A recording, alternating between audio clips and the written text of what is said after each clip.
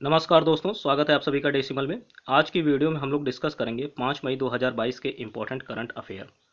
5 मई 2022 के important current affair जो कि नेशनल और इंटरनेशनल दोनों तरह से हैं। ठीक है, तो आप लोग वीडियो को पूरा देखिएगा। मात्र 10 से 12 मिनट में हम लोग 5 मई 2022 के इम्पोर्टेंट करंट अफेयर डिस्कस करेंगे। ठीक है, तो वीडियो को पूरा देखिए और लाइक भी कीजिए, और अगर चैनल को सब्सक्राइब नहीं किया है तो सब्सक्राइब कर लीजिए और बेल आइकन को प्रेस कर लीजिए। तो चलिए शुरू करते हैं आज की वीडियो। आज की वीडियो में करंट अफेयर है। पहला, हाल ही में प्रश्न पूछा जाएगा आपसे कि हाल ही में भारत और किस देश ने अक्षय ऊर्जा हस्तांतरण परियोजना पर हस्ताक्षर किए हैं। आपसे प्रश्न पूछा जा सकता है कि हाल ही में भारत ने किस देश के साथ, ठीक है, अक्षय ऊर्जा हस्तांतरण परियोजना पर हस्ताक्षर किया है। तो आपको राइट आंसर टिक करना होगा मालदीव। किस देश के साथ? मालदीव के साथ। या फिर पूछा जा सकता है इस तरह से घुमा करके कि हाल ही में मालदीव ने किस देश के साथ अक्षय ऊर्जा हस्तांतरण परियोजना पर हस्ताक्षर किए हैं। तो आपको अपना देश भारत याद रखना है। ठीक है, और अपने देश भारत की बात हो रही है तो इसके लिए याद रखिएगा अपने देश भारत में कितने राज्य और कितने केंद्र शासित राज्य हैं वो भी आपको याद रखने हैं। तो याद रखिएगा 28 राज्य हैं और 8 केंद्र शासित प्रदेश हैं। ठीक है, 28 राज्य और 8 केंद्र शासित प्रदेश हैं। ठीक, अपने देश भारत के लिए इतना आपको याद रखना है। अगला करंट अफेयर है, अगला है देखिएगा, भारत के ऊर्जा मंत्री आर के सिंह और मालदीव के, अगला करंट अफेयर क्या बल्कि इसी में ही है। हाँ, भारत के ऊर्जा मंत्री आर के सिंह और मालदीव के पर्यावरण जलवायु परिवर्तन मंत्री अमीनाथ सोना के बीच बैठक में इस परियोजना पर हस्ताक्षर हुए। तो ये भी याद रखना है कि भारत के ऊर्जा मंत्री कौन है। भारत के ऊर्जा मंत्री कौन है? आर के सिंह जी हैं। कौन है? श्री आर के सिंह जी हैं। और किसके किसके बीच में ये बैठक हुई थी? भारत के ऊर्जा मंत्री आर के सिंह और मालदीव के पर्यावरण जलवायु परिवर्तन मंत्री अमीनाथ सोना जी के बीच में बैठक हुई थी और इस परियोजना पर हस्ताक्षर किए गए। ठीक, तो यहां से एक फैक्ट ये भी निकलता है, प्रश्न पूछा जा सकता है कि भारत के ऊर्जा मंत्री कौन है। तो आपको श्री आर के सिंह टिक करना होगा। श्री आर के सिंह राइट आंसर चूज करना होगा। ठीक है, तो इतना यहां से आपको याद रखना है करंट अफेयर में। बढ़ते हैं आगे। अगला करंट अफेयर है, हाल ही में पूछा जाएगा आपसे, हाल ही में किस मंत्रालय ने ओएनडीसी के पायलट चरण का शुभारंभ किया। ओएनडीसी के पायलट चरण का शुभारंभ किया। तो आपको राइट आंसर टिक करना है किस मंत्रालय ने। तो देखिएगा, वाणिज्य एवं उद्योग मंत्रालय। वाणिज्य एवं उद्योग मंत्रालय ने ओएनडीसी के पायलट चरण का शुभारंभ किया। अब बात आती है कि ओएनडीसी क्या है। ओएनडीसी क्या है? तो आपको याद रखना है ओएनडीसी का पूरा नाम है open network for digital commerce. क्या है? Open network for digital commerce, ONDC. इसके पायलट चरण का शुभारंभ किया है वाणिज्य एवं उद्योग मंत्रालय ने। ठीक, या इस तरह से भी पूछा जा सकता है प्रश्न कि हाल ही में वाणिज्य एवं उद्योग मंत्रालय ने, ठीक है, हाल ही में वाणिज्य एवं उद्योग मंत्रालय ने अभी किस परियोजना का, ठीक है, अभी किस परियोजना का हाल ही में पायलट चरण शुभारंभ किया है। तो याद रखिएगा open network for digital commerce, ONDC. अगला है, अगला है, ये एक प्रोजेक्ट है, ये एक प्रोजेक्ट है, याद रखिएगा। अगला है, आजादी के अमृत महोत्सव के तहत केंद्रीय सूक्ष्म लघु एवं उद्यम मंत्री श्री नारायण राणे ने स्मारक कार्यक्रम एंटरप्राइज इंडिया का उद्घाटन किया। ठीक है, एंटरप्राइज इंडिया का उद्घाटन किया। अब प्रश्न आपसे पूछा जा सकता है कि हाल ही में आजादी के अमृत महोत्सव के तहत केंद्रीय सूक्ष्म लघु एवं उद्यम मंत्री श्री नारायण राणे ने किस कार्यक्रम का उद्घाटन किया। तो एंटरप्राइज इंडिया या फिर एंटरप्राइज इंडिया कार्यक्रम, स्मारक कार्यक्रम एंटरप्राइज इंडिया का उद्घाटन हाल ही में किसने किया। तो आपको याद रखना है केंद्रीय सूक्ष्म लघु एवं उद्यम मंत्री श्री नारायण राणे। और किस महोत्सव के तहत? तो आजादी के अमृत महोत्सव के तहत किया गया। यहां से एक प्रश्न यह भी बनता है कि केंद्रीय सूक्ष्म लघु एवं उद्यम मंत्री कौन है। केंद्रीय सूक्ष्म लघु एवं उद्यम मंत्री कौन है? तो आपको याद रखना है श्री नारायण राणे। श्री नारायण राणे। ठीक है, अगला करंट अफेयर देखेंगे। अगला, हाल ही में, जी हाँ, हाल ही में अमेरिका और 60 अन्य देशों, अमेरिका और 60 अन्य देशों, ठीक है, ने इंटरनेट के भविष्य के लिए, इंटरनेट के भविष्य के लिए नई घोषणा पर हस्ताक्षर किया है, नई घोषणा पर हस्ताक्षर किया है। तो आपको याद रखना है कि हाल ही में अमेरिका और अन्य 60 देशों ने, ठीक है, किस नई घोषणा पर हस्ताक्षर किया है? तो आपको याद रखना है इंटरनेट के भविष्य के लिए, इंटरनेट के भविष्य के लिए, ठीक है, इंटरनेट के भविष्य के लिए एक नई घोषणा पर हस्ताक्षर किया है। ठीक, और इससे पहले आपने जो अभी 2-3 दिन बीत चुके हैं, ठीक है, इनमें जब 1 मई को कौन सा दिवस मनाया गया, इससे पहले भी मैं बता चुका हूं, पहले की वीडियो में भी, ठीक है। 1 मई को कौन सा दिवस मनाया गया था? 1 मई को अंतरराष्ट्रीय श्रमिक दिवस, ठीक है, अंतरराष्ट्रीय श्रमिक दिवस मनाया गया था। ठीक, और 1 मई को अंतरराष्ट्रीय श्रमिक दिवस मनाया गया। तो 3 मई को भी आपको याद रखना है, 3 मई को विश्व प्रेस स्वतंत्रता दिवस, कौन सा दिवस? विश्व प्रेस स्वतंत्रता दिवस मनाया गया।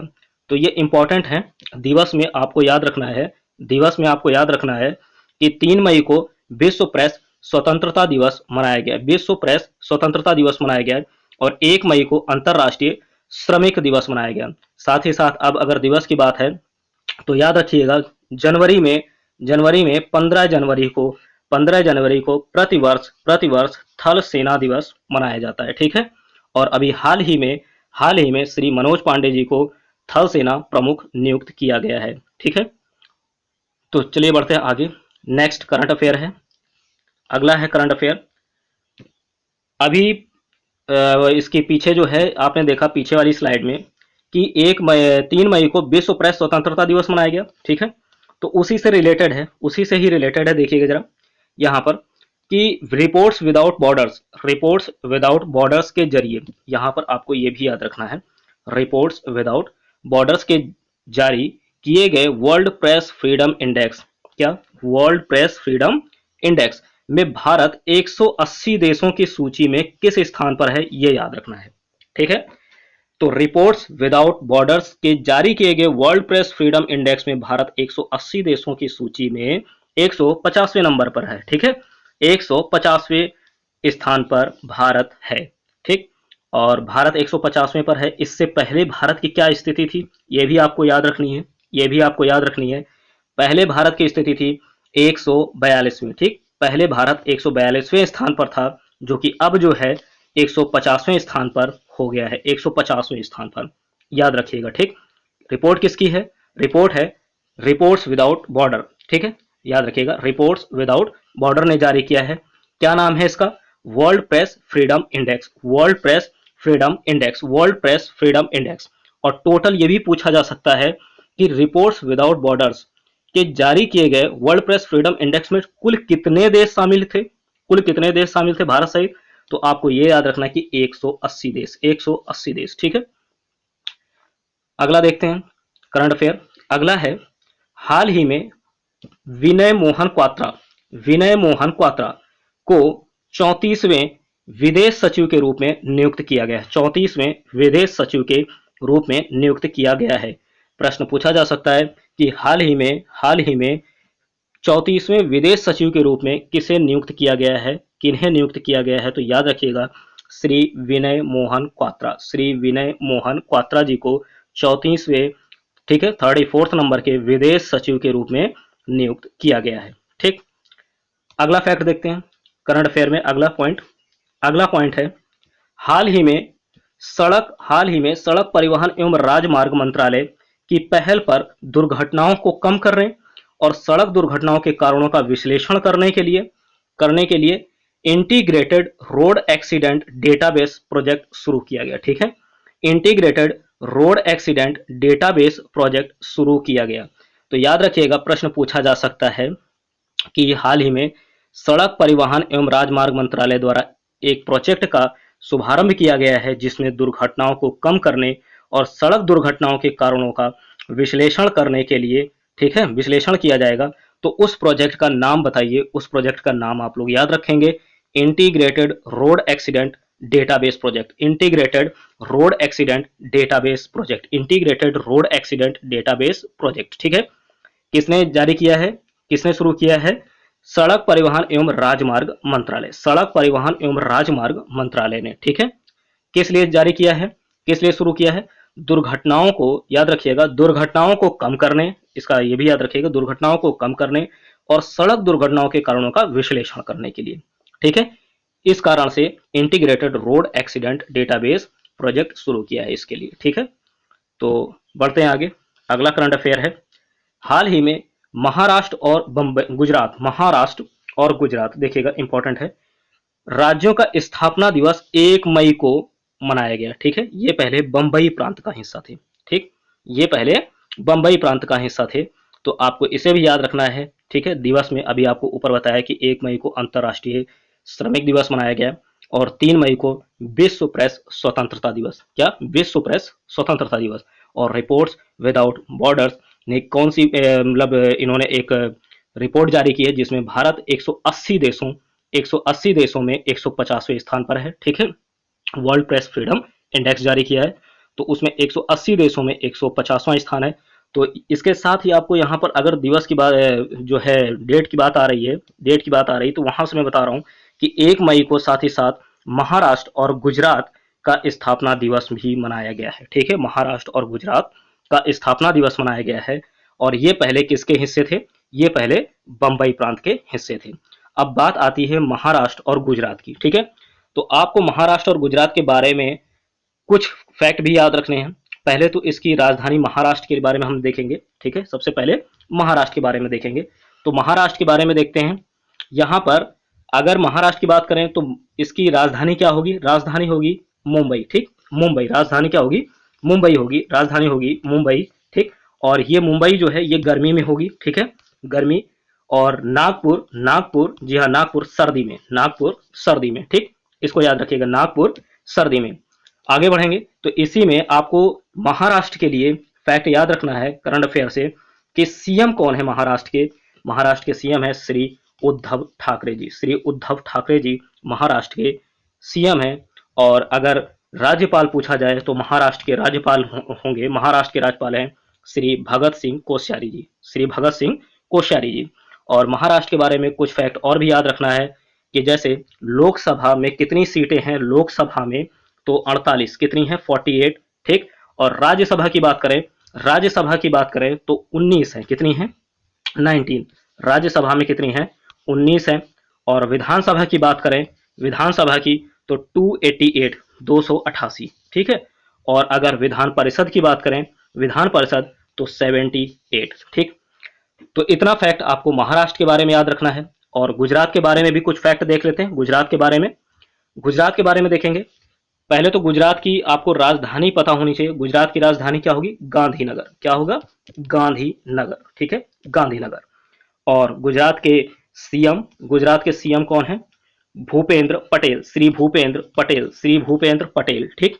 और अगर गवर्नर पूछे जाएं, गवर्नर, तो आपको यह भी याद रखना है श्री आचार्य देवव्रत, श्री आचार्य देवव्रत, ठीक। यहां से आपको एक चीज और याद रखना है कि लोकसभा, राज्यसभा और विधानसभा सीटें, तो लोकसभा में कितनी है? लोकसभा में, गुजरात की बात कर रहा हूं, ठीक है, गुजरात में लोकसभा की सीटें हैं 26, राज्यसभा की सीटें हैं 11 और विधानसभा की सीटें हैं, विधानसभा की सीटें हैं 182, ठीक। इतना याद रखना है आपको महाराष्ट्र और गुजरात के बारे में। और इसका स्थापना दिवस 1 मई तो याद ही रखना है, ठीक है, 1 मई तो याद ही रखना है।